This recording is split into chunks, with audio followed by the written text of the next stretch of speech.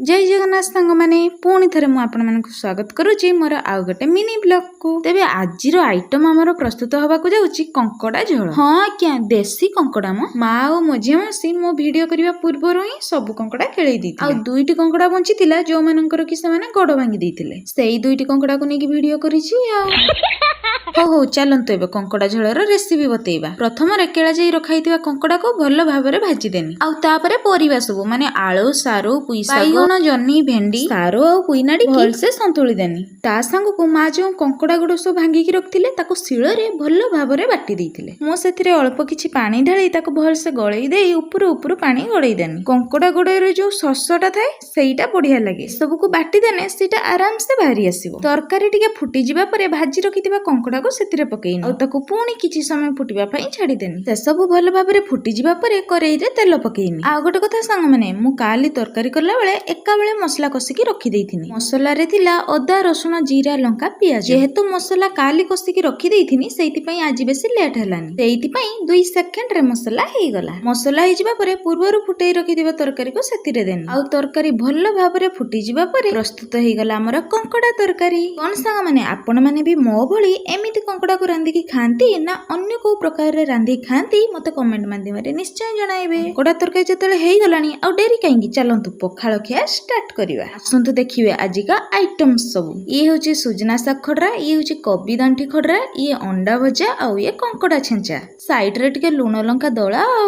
एठी होची कंकड़ा तरकारी। एठी मझिया मासी मा मो ए सब देकी खाउची आ सेपटे होची बड माउसी खाउचंती। से अलगा एथि पई खाउचंती से केबे भी अंडा खांतीनी आमे जेतो अंडा खाउचु सेति पई से अलगा खाउचंती। सत्तरे संग माने ए सब आइटम्स देकी पखाळ जो रेट रे गला ना आपण माने विश्वास करि परिबेनी। हां तेबे आमे माने तो पखाळ को एन्जॉय करलु। ए आपण मानक पाळी आपण माने मते जल्दी जल्दी कहंतु मो वीडियो आपण मानक केमिति लागे।